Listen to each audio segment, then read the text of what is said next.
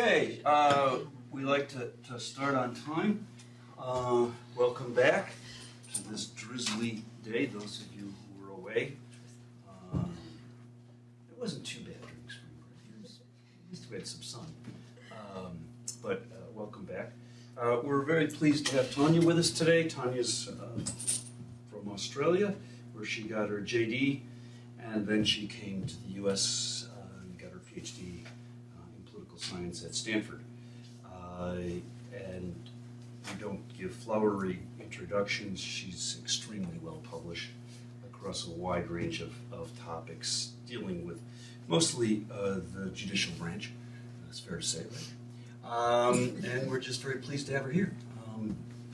Tonja's got 5 minutes, and then we open it up as usual. Great. Thank you for being here. I understand this is the first day back from spring break, so it's always an extra effort to come in. I'm just going to talk for a few minutes. I'm going to show you a couple of bits of new data, assuming that everybody's had a look at the paper. But just first I wanted to put it in context and say I think that this is really, I'm a judicial politics person, so I think this is really interesting to see the different interactions, the extent to which men interrupt women, and the seemingly uneven effect where conservative justices interrupt liberal justices, I think, are both very interesting effects.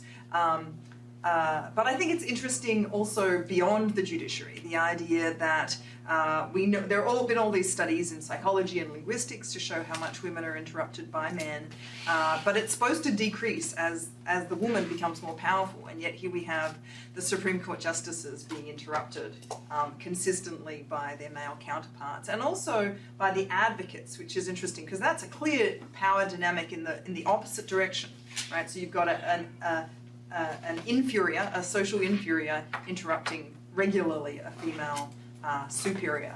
And the other reason I think that the advocate result is really interesting is that you've got a lot of different male advocates and a lot, some female advocates. Whereas the justices, we could say, well, we're just looking at these, 14 people.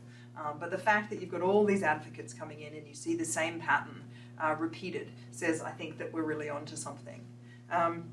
I wanted to point you to a couple of new things that you might not have seen. I have all these slides in case you wanted to go through them, but I'm going to come back to the learning. These mysteries that are coming past you, I'm going to come back to.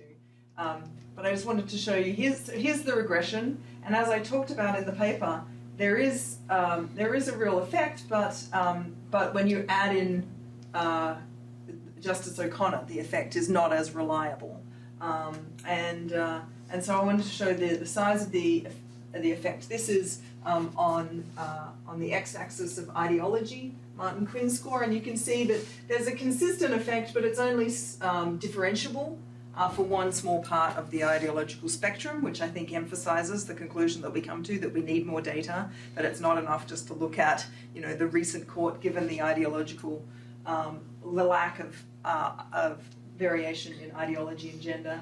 And then here's the same thing in terms of seniority. Once again, very consistent effect, but only differentiable at this one point. And so that, to me, really emphasizes the idea, that it's not enough to, it's not enough just to find an asterisk on your coefficient. You really have to think about what the data looks like.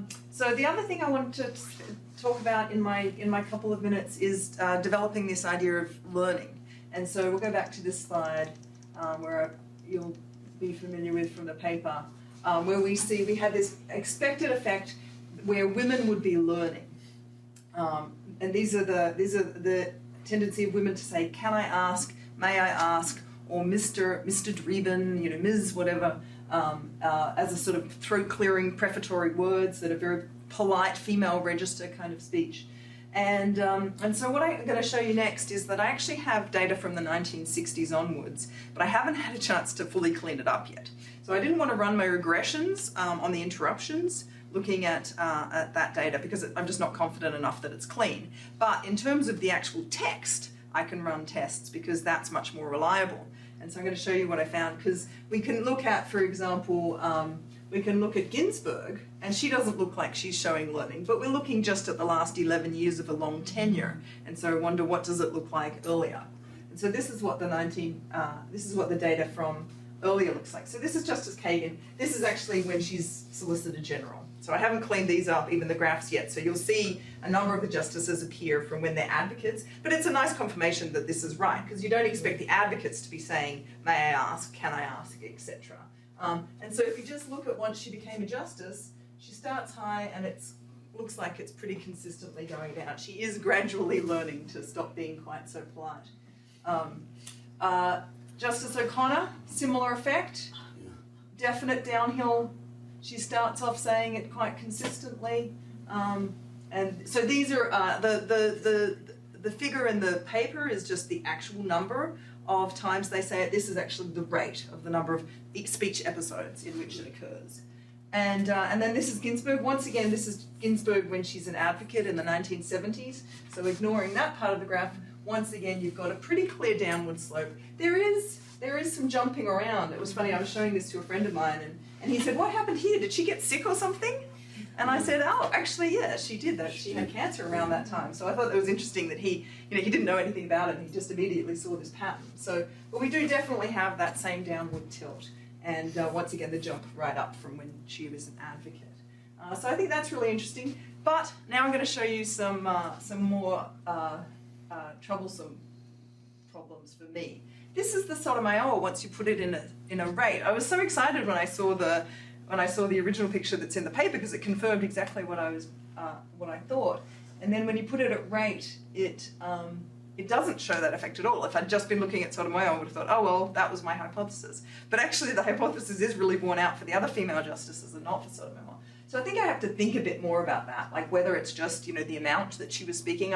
This is so brand new, I haven't even had time to inquire further into that. But I'd be interested in your thoughts. Just two more graphs I'm going to show you.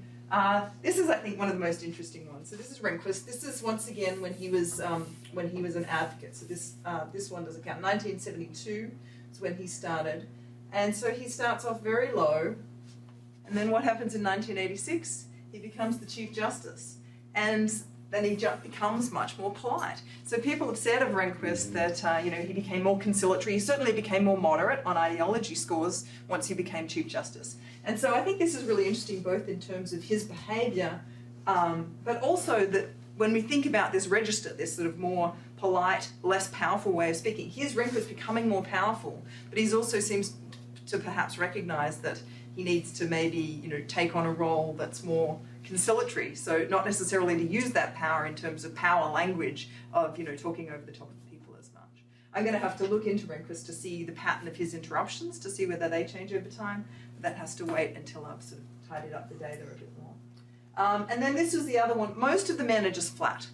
There's no real movement. The only one, so Justice Douglas is very polite once he's dead over here. That's obviously not him. But he's one that we see an increase over time, one of the very few. And I think that what's happening is he's becoming weaker and more ill. And so maybe that is reflected in the way he speaks. This is just first impressions. I've had about one day more to think about this than you have, so I'll be interested in your impressions. But other than sort of having to tidy up the graphs a bit, I think the graphs are really interesting.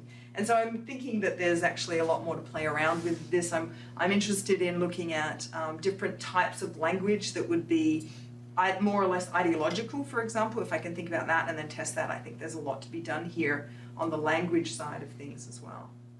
So I'll stop there and open it up to questions and comments. Okay, I have one point just on this, and then I'll open it up. I think it'd be helpful if you had these on the same scale, so that the vertical axis is just different. So it's hard for me to tell some of these levels. So that Rehnquist, goes up to 0.3, Douglas 0.2, Sotomayor's only at 0.7. So it makes it difficult just on cross comparisons. Yeah. But for within person comparisons, it's fine. Yeah. You see all that. So Sarah and Claudia? So thank you. I'm really glad that you started off by talking more about learning, because this is the part of the paper that really jumped out to me, that I think is really interesting, and I think there's a lot here to unpack. Because one of the questions that I immediately had when thinking about learning is, well, these justices have, a lot of experience on lower courts, so shouldn't they have already learned? And so what do we mean when we say learning on this particular court versus learning and experiences prior to the court? And I think that opens up a lot of really interesting variation that could be explored. And in particular, I think because one of the things that kind of comes out of your piece is this idea that women have to learn how to become men on courts, but that men don't really learn how to become more like women, except for maybe if you are a Chief Justice and then you have to learn how to be polite with everyone. But I would think that if learning really matters for explaining patterns of interruption or polite behavior and kind of like throat clearing and kind of couching how you ask questions, I would think that your experience on other courts and the gendered makeup of those courts should matter in both directions. So especially now that we're at a point where we have 3 female justices, and when on lower courts where you have a higher percentage of female justices, do you see justices of both genders having more conciliatory language, interrupting each other less? How's that filter up? And I think that kind of expanding those questions would be really interesting. Yeah, I agree. I mean, this is very early days on this. I think there's, I literally got the 1960 text up and running a couple of days ago. So it's, I'm really alive with all these possibilities. And I think absolutely looking at prior experience, my husband was saying, you should do the same thing for the lower courts. And I'm like, oh, okay, so just build a whole bunch more databases. But I like your idea of saying I could code for different variables about their experience on lower courts. I mean, if they have experience on lower courts, for example, Sandra Day O'Connor didn't, so whether we see a difference as to whether they've had that experience, that's the first thing that stands out to me. But I like that as to whether there's a mix. One thing that in terms of why they're learning here, I think maybe we can think also about what's different about the Supreme Court.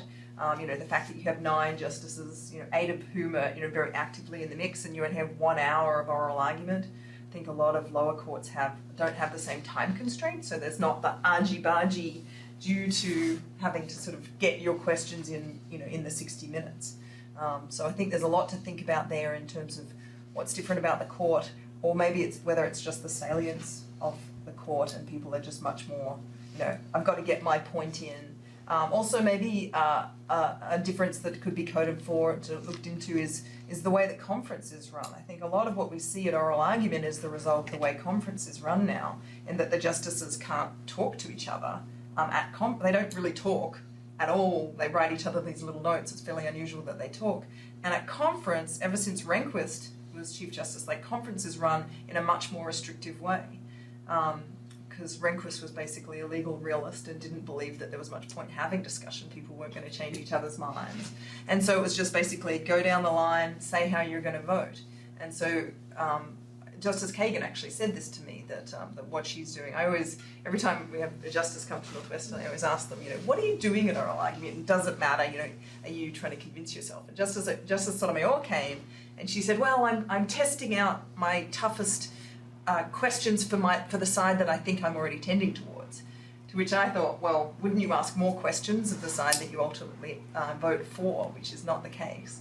And so I asked the same question to Justice Kagan, but I put it in terms of, well, Justice Sotomayor said this, but it doesn't appear to be true because, and she said that what she's the most junior justice. She's trying to get her point in there to try and influence her colleagues.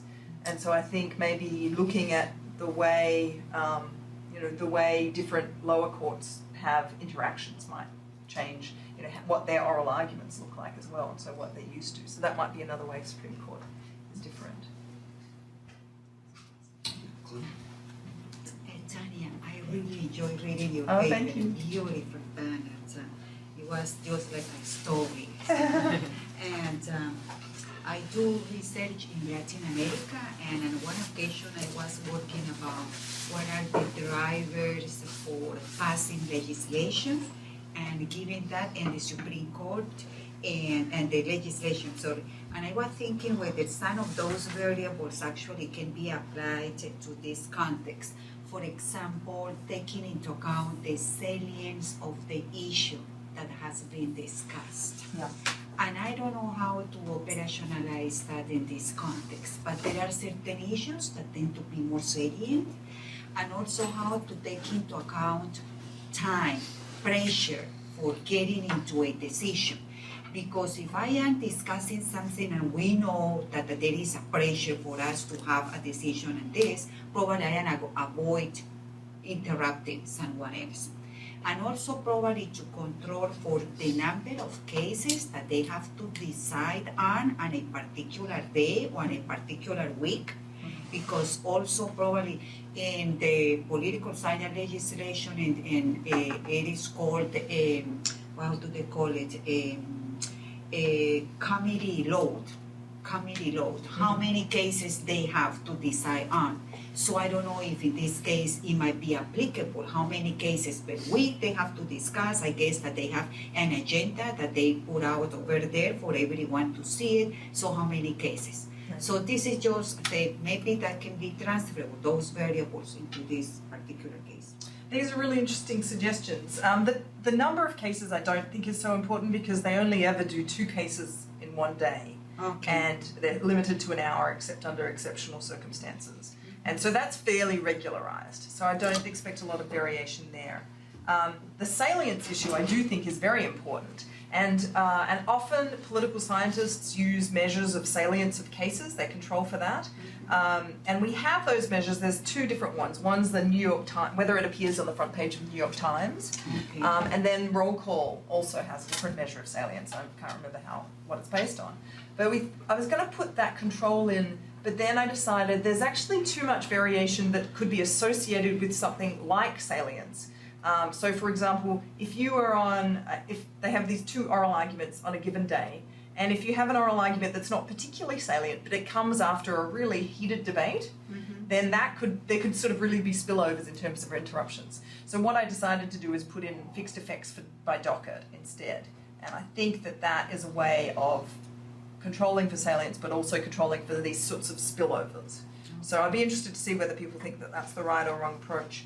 The time pressure in terms of, are you talking in terms of time pressure of the oral argument, just how much time you, yeah, that is, there might be a way to put something in for that, because sometimes the advocates sit down early because the justices run out of questions. Or we could just do like by the number of questions that are asked, for example. So I think that's something to think about coming up with a measure for how heated the discussion is. I do think, and I think that's obviously going to be tied in with salience. But yeah, so I'm going to think more about the time pressure on.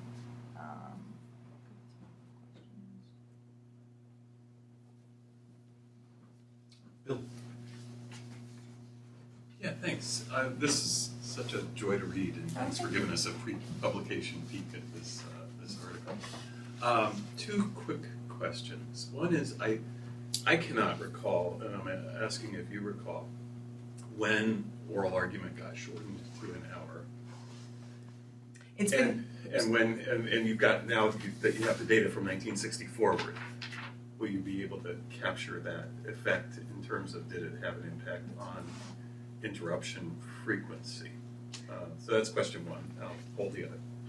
So it's actually been shortened repeatedly. So before it was 1 hour total, it was 1 hour each side. Before that, it was 2 hours each side. Before that, it was a day, and then back in the day, it was however long it lasted, and it was much more dominant over briefing. It was really oral argument was the way the justices got their information. I can't remember the dates off the top of my head, but that's definitely something I'm writing a note to myself for the 1960 data. Definitely have to control for that. Period, that would be interesting to see. Yeah. The other quick question, and it's not the same as the question Lee raised about the scaling, but it's related in this sense. Is there any convergence effect? So you have somebody like Sotomayor who starts off extremely low in terms of using those throat clearing phrases and comes up over time. But, and let's just stay with the female justices for the sake of simplicity, her female counterparts on the court, Kagan and Ginsburg, started off higher and trended down. I just wonder whether they pick up cues from each other. And in one case, if you start off as low as Sonia Sotomayor did, do you actually come up a bit and start in terms of saying, may I ask, or if I may, or those sorts of preliminary I think that's a great question. I think these ones are standardized scale. And Right. you do see that they do seem to converge around about just under 20, looking roughly. I think Kagan's still on her way down. Roberts is a little higher, and that's an interesting Chief Justice effect as well, Right. potentially. He's also just a sort of a polite man, even though he actually interrupts a lot, interestingly, but he sort of likes... he interrupts gracefully. He does, yeah. He does, yeah. And I think that there are, I think that you're right, actually, that there is a convergence around about 20, and but it's sort of a convergence on the male way of speaking, Right. as far as I can tell. Another interesting thing that I've noticed, just like literally looking at the data, and it shows the beginning, we've got all the text in each line, is I would say half of comments begin well. It's just, and so there is this kind of, everybody has to do a little bit of throat clearing. Like, well is, often people say, I've noticed people say so a lot, like just in conversation, you're about to ask a question, so, that's a common one now, but well is the one preferred by the justices. But yeah, I think that's a really nice point, and I do think that is, and it'd be interesting to see if that convergent point changes over time as well, whether everybody converges, but the point at which they converge varies by court. Just on Bill's point, you can formally test that pretty easily by just putting in an interaction term that we talked about last night. So if you interact female with seniority, you may not get any effect for males. So the intercept will be different for female, but then the seniority, you can trace the slope. And the question is, how many years does it take to reach convergence? And you can eyeball it here kind of, but you could formally test that, and it'd be really simple. Yeah, great. But I think that's what you had in mind, right? Yeah. Because one's an intercept term. Female seniority's a slope, and then you just test whether the slope of female versus male interruptions differ according to seniority. So it should start out with a gap and then converge over time. And it's still gendered, because as you say, the convergence is probably towards the male. Yeah, which is very. That's another interesting effect. Yeah, exactly. And then you could have it. Then you could also put in a dummy for Chief Justice to see that they spike up. Perhaps. Federica? Yeah, a million questions. This is totally fascinating.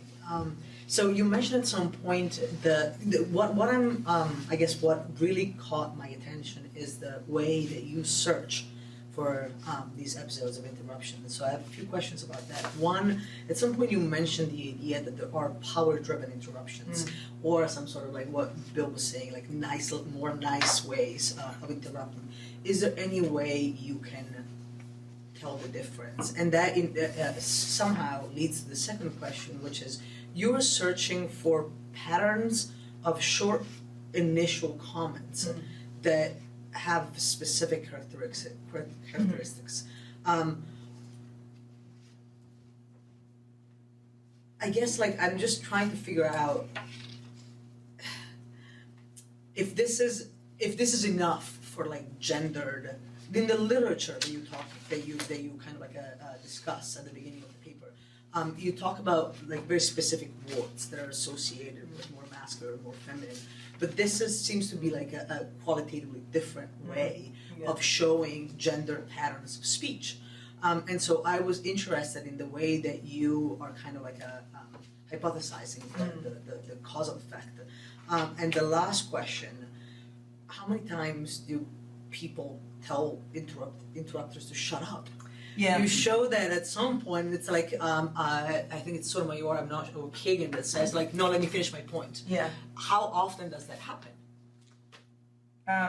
So I don't know yet. There's not. So let me show you what an interruption looks like and how we code it. So, all right. So this is a. So when you have. Yeah, this is a great. So when you have a dash at the end of a line where a justice is speaking, the next person is an interrupter. So there are dashes in the middle of, so here, for example, that's just a sort of hiccup by the justice. Like often it's when they stutter or when they pause, you put a dash in the middle and that doesn't come up the same way. So what we do is we code for it just being at the end of the line. And so in terms of your first question, it's hard to figure out what would be a power interruption. Right. But one thing I think we might differentiate between is to try sometimes there's a statement, and then sometimes there's actually a question, or it looks like, but often you don't know because they're interrupted. Right. And so that's something that I'm thinking about. And then it's, and then what was it? So responses are difficult other than text-based responses. So we started with the, we actually haven't put this in the paper just because we ran out of room. But with the data that we hand-coded, we also coded for responses. How often? We saw that there's not a huge number, so we couldn't say it's significant, but certainly anecdotally, men seem to recognize more often when they interrupt men. They'll say, oh, I'm sorry, excuse me. And often we code it in terms of recognition, and then also response in terms of go ahead, after you. And that seems to happen a lot more. When men do interrupt men, they're more likely to acknowledge it. But I can't say that in terms of statistical significance because it's only those 3 years we looked at, and then within that there's a subset. But I do think that that's something I would like to get into, to think about what sort of language. And it's difficult because sometimes they'll say please, please go ahead. Right. But please can come up in other contexts. Please tell me, for example. So I think there's a lot of thought to be done about how to code for that, and it's early days. My aunt's a linguist, so I'm going to be asking her a lot of questions how to get at that. And I also think your suggestion about female versus male words, I think where you were going with this was to actually think about all the linguistics evidence of words that women use that men don't use as much, all those polite and edging words, and I think that we could definitely test.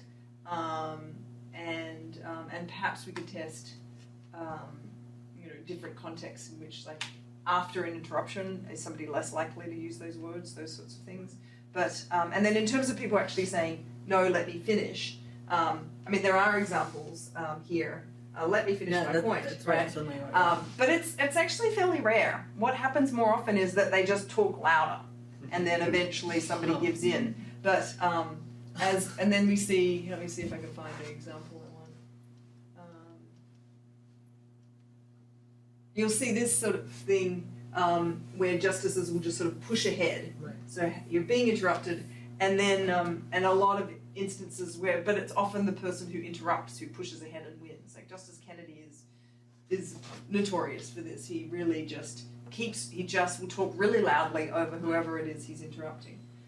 So sometimes it's not always language. It's just back and forth, and then who wins the day, and that sort of, and that's why I want to look more into the median hypothesis, because I think maybe Kennedy just does that a lot because that's just his personality, but I wonder if he also feels entitled to talk more than everybody else because he's the median, or he gets to ask his question more. It's too bad that this doesn't happen often, the kind of like claiming the right to speak, because I would imagine that would be heavily gendered too. And so that would provide an interesting counterpart. Sorry, the right to speak. The let me finish my point. Kind of like asserting oneself, like in the when someone speaks louder. Yeah. I would imagine that to be slightly gendered as well, but if it doesn't happen very often. Yeah. It doesn't happen all that often where somebody actually explicitly says let me finish, but and then occasionally that we have got instances where the chief steps in and says, no two voices at once, or more often, what Roberts does, he'll just name the justice who he thinks has priority. But as we talk about in the paper, it's quite often the interrupter. And I heard him do this just the other day, actually. It's not even in our database because it's this term. I was just listening to oral argument, and he did it the other day. And I actually think what he did, he knew, it was so clear that Justice Alito had interrupted, but he was interrupting Sotomayor, and Sotomayor had talked a lot, in the last 10 minutes, and Alito had been silent. And I think he was just saying, let him have a turn, even though she'd started first, which is not really what you're supposed to do, as I understand the norms of the court, but I think there might be a bit of that. I'm next in the queue, and then Scott. As I'm reading this, I keep coming back to what's the productivity of interruptions, and how could you measure it? Because at the end, you talk about it in the conclusion, that there's some evidence that interruptions matter, and you would think over time that these guys are, again, setting aside maybe Breyer and Scalia, which I think is also a fascinating whole other paper, perhaps, and maybe on ideology they just don't give in, but and who are they trying to convert? So I guess, how do you think you get a really, if you had, if someone gave you $50 million, how would you get the data on trying to figure out how productive interruptions are here or also elsewhere? Because you have a lot of different data mingled in here and anecdotes about tech people and so on, and just I'm just kind of curious how we'd get a positive test on the productivity of it, because it'd be very fascinating, because people ideally would like to be more productive, right? In any argument, particularly something like this, are you just ticking people off by interrupting, and it could have this negative effect? Particularly, I don't know if there's gender based there. Yeah. My wife gets very irritated at my interruptions. So reading this, we discussed your paper a lot. So it is true that men interrupt a lot, but does it make them any more persuasive? It's not clear it has a productivity effect. That's what I don't know. And is that effect different between genders? I've been struggling with how you might test that. So I think one thing that you might be doing is it's not so much you're interrupting in order to have an effect, but that you're trying to speak in order to have an effect, and you're willing to interrupt in order to speak because you're trying to convince, for example, the median justice. Hence why perhaps Kennedy feels he can talk more, because he's really the one who ought to be most of the time being convinced. So I think it might be that. So another project I have that's just started is we've looked at the relationship between the decision, that's how you actually cast your vote, and justices essentially interrupt those that they don't end up voting with, and it's more. So we have to look into this more, but it's more than just ideology. It's like case-specific voting patterns, and so I think there is sort of an adversary nature to the interruptions that might be explaining part of that justices are sort of interrupting those who they have a feeling are going to vote the other way. So it's not just that they're trying to persuade the media, they are actually deliberately interrupting so as to cut off the person putting the other view forward. So perhaps that is, I think, the beginning of an answer. I'm just struggling. I don't know how this relates, but I was reading statistics on whether or not groups of skiers get involved with avalanches. And there's a conscious decision of whether you go down this thing or not. And women have a differential effect, that adding women to a group dramatically reduces the risk of being in avalanches. So that, and what they argued was the case is that all these macho guys saying, well, no, we're not afraid. Yeah. And then women say, well, I think we should hold off and do this another day. And then the guys will go, we should listen to Federica. Maybe she's right, or she's scared. I'll go with her on the safe way. And so there's this thing of, we really want to be there, but we can't say this, so they can have, I don't know how it relates to this, but it's that what they can say has a bigger effect than if it came from a male. Yeah. If a male said it, they'd say, well, you're just wimping out. Can I actually keep finger on this? Yeah. This is my other question was about efficacy, and about like, you know, if the point is that female judges learn over time to behave more like men. Does that work for them? And I actually think that it probably might backfire. Yeah, that's what I was wondering. Because what women can get away with is very circumscribed in relation to what men can get away with. And so, I mean, if you interrupt more, are you more likely to, I don't know, like write majority opinions, or the particular line of questioning that you interrupted to insert, does that get brought up in the majority opinion in some way? I mean, I'm not a legal scholar, so I don't know how you determine who has, who moves the court, but I would think that would be my first sort of guess. Yeah, I'm thinking about the opinion writing. I was thinking about it slightly differently as more like a personal salience question, getting back to the salience thing, that maybe you're interrupting more on issues that you're very engaged with and you feel strongly about. And so you're interrupting because, you know, you're caught up in it. And it's possible it could go the other way, but it seems more likely you go into a case with a level of interest and a level of fire. And so I do think that I do expect to see an opinion writing effect, and not just majority opinion, but dissent as well, or concurrence.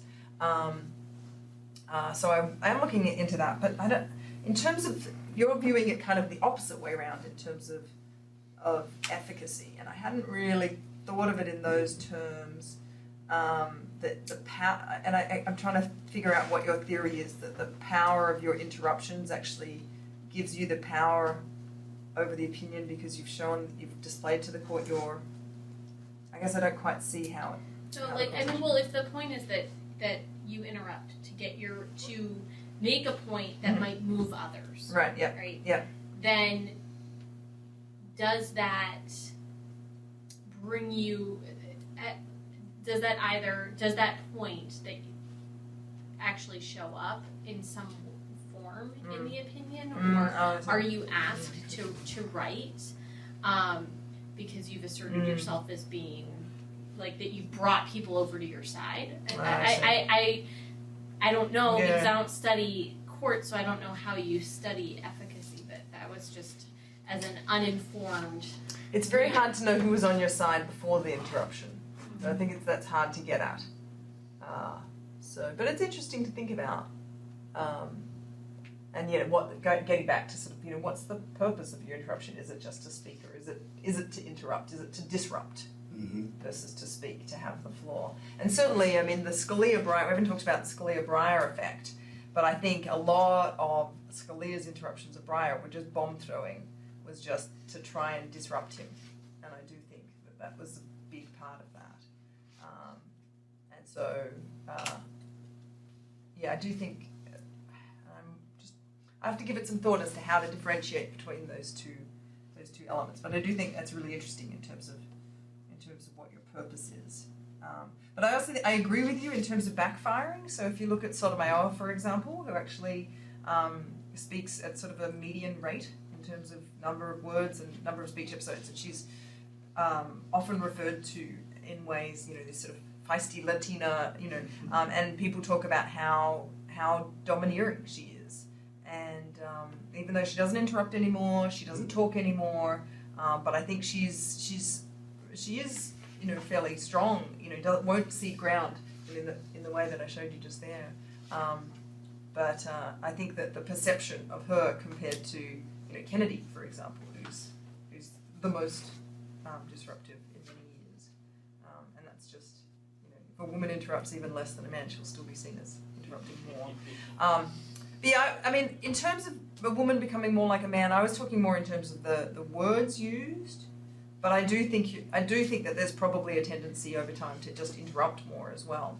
And that's sort of hard to disentangle with seniority, or whether it's just. But I think the interaction term is the way to go. I have thought about also putting in interaction terms with ideology as well, to try and see if that would be a way of disentangling the two as well.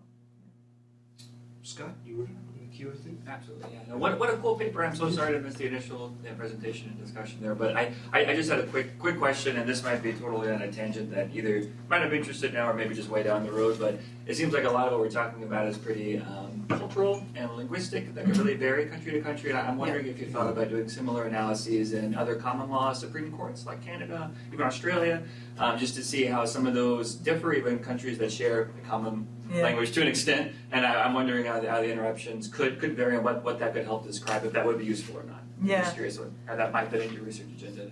I think that might be a very long way down the list, Yeah, because once again, getting more data. But we were talking about rabbit hole, yeah. We were talking about this at dinner last night, and the female register is also the British register in a lot of ways, like especially asking a question. And so I do think it is definitely cultural. The great thing about, like, normally you want variation. One of the great things about studying the Supreme Court is that you don't have to worry about variation by education.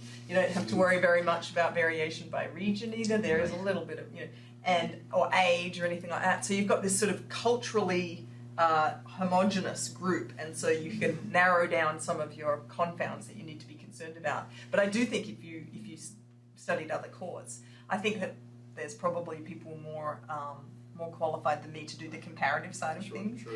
But I think it's really interesting, and I'd certainly be amenable to doing that. I think there's so much in just the US context that I'm going to explore. Yeah. And Lee was encouraging me to write a book, and I think there's probably a couple of books in here, quite frankly, especially once I get the 1960 data up and running, which is really exciting. But yeah, I do think absolutely. But and I can say that having watched the Australian court, it is different. I mean, so I haven't done it in the last 20 years, so things might have changed a lot. But it was much less acerbic, much less. But I think that might be partly just because there's not the time constraint, but also partly because it's not as much a political institution. Yeah. But that's my first impression. So Bill and then Federico. I make the strong point that oral argument also matters because it's the one time that outsiders participate, non-justices. And it also occurred to me that it's the one part of the process that's public.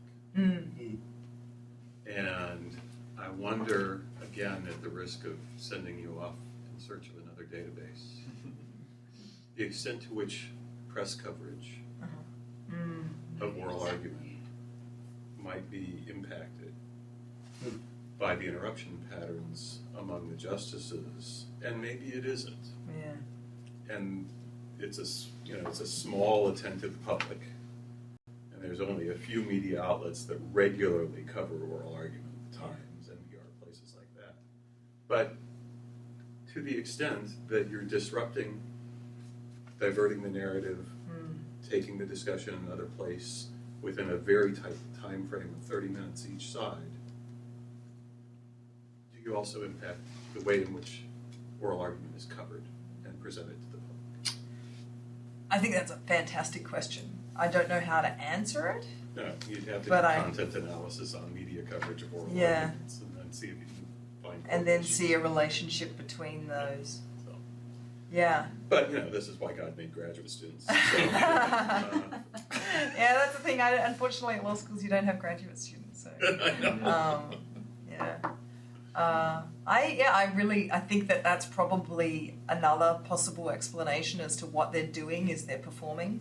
They're trying to, influence the Nina Totenbergs and, but yeah, I'm gonna have to, and I think that perhaps my impression is that the level of coverage has gone up in recent years. People have become more interested in the court, and so that might explain some of the time trends as well. But who knows, right? But I think that's a fascinating question as to whether the the interruptions affect the coverage. Because certainly the jokes are reported on, I've noticed. And so I think there's a real incentive for that, to make those little barbed comments. I love the idea that perhaps justices are interrupting so that they get on Nina's dirty read. Yeah. Yeah. Yeah. That would be wonderful. If that were the case. That's right. That's right. In the end, two women, Linda Greenhouse, before she retired, and Nina Totenberg, are actually who they're playing. Yeah, it's true. I hadn't thought about that yet. They're like peacocks. This is what women are attracted to.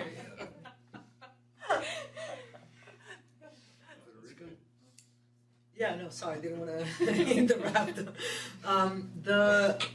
I guess I want to go back to the efficacy question, and in terms of the purpose of the interruption, right? So the one question is, what is the interruption for? So is it for speaking or for disrupting someone else's point? I wonder, and this is completely random, and I'm not even sure what theory is behind this comment, so I apologize if it's completely useless, but I wonder if the point at which the interruption occurs in the sentence might yield some sort of like additional, because unless you assume that, which is a reasonable assumption, these guys know one another quite well, and so they know exactly where they're going.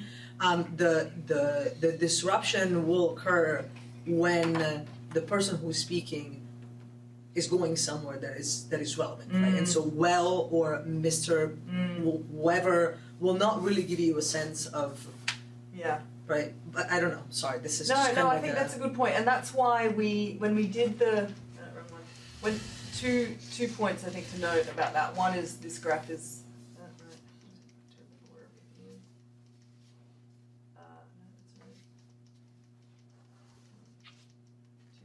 yeah, so that's one reason we did this graph, to see how far along. But also when we ran the regressions, we discounted the first second because we thought there'd be a lot of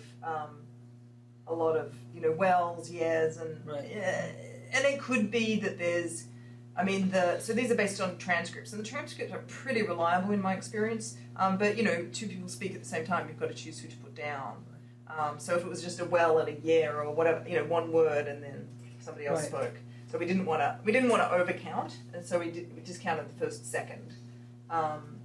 And then we see here in terms of how far along people get through, that a lot of it, for everybody, it does happen mostly at the beginning.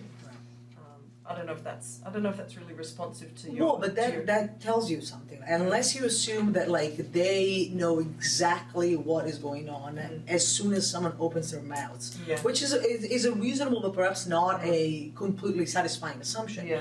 Then this pattern indicates that this is really not a lot to do with what people are saying. Because the interruption happens right away. So I think that's why the cross-ideological one is more, I think, more explanative of what you're talking about than maybe the gender aspect is. That that when Breyer and Scalia, or Alito and one of the liberal women is they're interrupting because they know where they're going to go. They know exactly. Pretty clearly. That's fair enough. Right at the beginning. So I think sort of trying to break that. I think that next project, trying to look at case decisions and whether that's more informative than just ideology that's across the board, could be really interesting. And it sort of indicates, what do the justices know? That they know going in. They know going in. One of the things I'm excited about that project is it suggests that they know how they're going to vote before they go into oral argument. They've already made up their mind. Secondly, it's really informative in that if we can tell what the outcome's going to be based on oral arguments, which I believe a lot of the time you can, then we have a real new information about the court.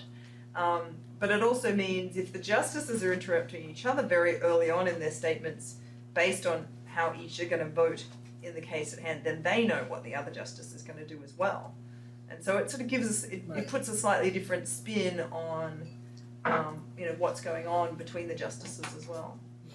So I think that I think I'll have more to say about that Right. this time next year. Right. That's great. Yeah. Thank you. Yeah, just on that, I think it'd be interesting to see because you'd think you'd be most able to influence, as you said, everybody wants to influence Kennedy Yeah. because he's the median voter, but you don't go for the extremes. Yeah. So to the extent that there's a pattern in interruptions based on who you think you might influence, that could get at this productivity issue versus just because I don't like the guy, Breyer and Scalia point, just to be an irritant. So I think that when you were mentioning about Kennedy is important. Mm. And does he get interrupted less? Yes. Yeah. So that also says you don't want to tick him off because he's the guy that you hope to keep on your side. Though it wasn't strong enough for O'Connor. So Yeah, maybe, that's you interesting. don't want to Yeah. interrupt the median, but if she's a woman, then you do still interrupt her. Probably less than you would have interrupted her if she wasn't the median, but being a woman trumps being the median. But there's nothing peculiar about Kennedy in the amount of times that he is interrupted, actually. It's the same as Roberts, and it's much higher than Scalia. And more or less He's the same as interrupted a lot. Ginsburg in the... Kennedy is. Yeah. Well, Kennedy is... In 2015. Then I'm I'm- only... Oh, just in I'm only 2015, looking right, at yeah. 2015, yeah. Then that doesn't, that wouldn't seem to fit unless you interrupt in a very complimentary way. To the Not extent you usually, can no. do that, you No. can say, "Oh, excuse me, but wow, that's really fantastic what you just said." Something's just occurred to me now. That wasn't happening. I'm just, in response to your question, I'm just thinking now in terms of whether there's a way we can capture the interruptee re-interrupting. Because there's a lot of Kennedy interruptions. Kennedy interrupts, and then the justice who he interrupted tries to reassert, which will look like an interruption. Because you could do something, because I found your spatial modeling really interesting, and I think you could do more with that. So we know where these folks are in two dimensions, right? You know where they are, you know where they are in seniority, you know where they are ideologically, and you know male-female. So it'd be interesting to see how you interrupt given who you're most closely aligned with. Yeah. And you have mentioned that Breyer and Scalia, who are the furthest apart, they interrupt each other the most. Yeah. So as you get closer in ideological space, holding constant seniority, is that what you see? Yeah. Which again is maybe an indirect way to get at efficacy. Yeah. That you wouldn't interrupt somebody that's closer to your point of view. I don't know. But you could also interrupt someone if you think that if you're trying to help them out, Yeah, and that they don't, that they're not getting their point across in a way that, or you think that you can get their point across in a better way, right? So I did notice that there were several instances, or that the female justices, especially like Ginsburg, Kagan, and Sotomayor, they do interrupt each other somewhat. They don't interrupt each other a whole lot, right? Because they interrupt each other a little bit, but not a lot, it wouldn't be that difficult to go back in and look at kind of qualitatively at what are they doing when they're interrupting each other, and does it seem different from other instances of But wouldn't that be like women's planning? Yeah. Right? I mean, I've listened to about 5 years worth of oral arguments, and I don't know if I expect that to be all that fruitful. Like, I just don't. There are different. I certainly see that a lot with advocates. So the justices who are asking questions of the advocates' side that they ultimately support, quite often they'll ask these. We call them Dorothy Dixes, who's named after this journalist who would ask very helpful questions, like, "Isn't it true that this is unprecedented? How wonderful you are," kind of thing. And you'll see the justices, and I actually see Sotomayor doing this a fair bit recently, is saying, oh, isn't your answer to Justice Scalia's question that da da da da da and lay out the entire case for them? Yes, Your Honour. Yeah. Occasionally they actually say, no, Your Honour, that's not, like, I'm not going that far. But yeah, and so I'd like to cope for that sort of thing, but that's more asking questions of the advocates, and there's been more work on that, so we didn't look at that, because, and also there's just so much more, like, I mean, yeah, so I do think there are different, you're right, that there are different types of interruptions and different types of questions, but I'm not sure it's the most bang for the buck in terms of exploring that. Maybe the third book. On the third book, Yeah. what are your priors on, is the same behavior you think going on in state Supreme Courts? I don't know. I mean, I just don't listen to state Supreme Court Okay. oral arguments, so. But I Does think. anybody? I mean, I just wonder if the same stuff's Is going that a on. podcast? Just Well, but certain cases are very important They are. for a state. Yeah. And you would think that, you know, again, Claudia's point on salience, I think, they're really watching some of these state Supreme Court decisions. I would say. Because they may well be going on to the higher court as well. Maybe the occasional case, but I would imagine the bread and butter cases aren't that salient, and so there's probably not as much, you know, bickering. There's probably not as much sort of ideological salience as well. Well, if you take a state that's very heterogeneous, California, I would think there'd be a lot of contestation. But Yeah. I don't know. But there's also, just don't forget that the Supreme Court's really unusual in that it takes less than 100 cases in a term, Correct. which is really low. And so a common view put forward by scholars and justices is that you don't have time to be as ideologically involved in when you've got, you know, 300 cases instead of 80 cases. You rely more on doctrine as time saving, resource saving. Right. And so, you know, you're not deciding things, you know, from first principles as much. Yeah, that makes sense. I would be surprised I wouldn't be surprised at all if there were some cases that looked like this, but I don't think the average case would. So state Supreme Courts don't cap in the same way? They only take X number? I don't think so. Huh. So they're just clogged, or they just go through these procedurally, as you said? Yeah, Okay. yeah, a lot more. The Supreme Court is exceptional Yeah. in its. There's a reason everybody wants to be a Supreme Court justice. Even if you get interrupted. It's still not a bad gig. Yeah. Any other? Yeah. Just a quick one. An alternative hypothesis to trying to influence the median justice would be trying to influence the justices who assign opinion writing. Yeah. Oh, right. So does the chief get interrupted less, and does the most senior associate justice, I like that. two most senior associate justices, get interrupted less because they decide who writes? I love that. I'm definitely going to look into that. Thank you. That's great. I hadn't thought of that. Okay, Tanya, you get the last word. Oh, well, thank you all. I've just got pages of notes of things to look into further, and that's exactly what I need, because I think this is very much the beginning of the project. So thank you all very much. Thank you.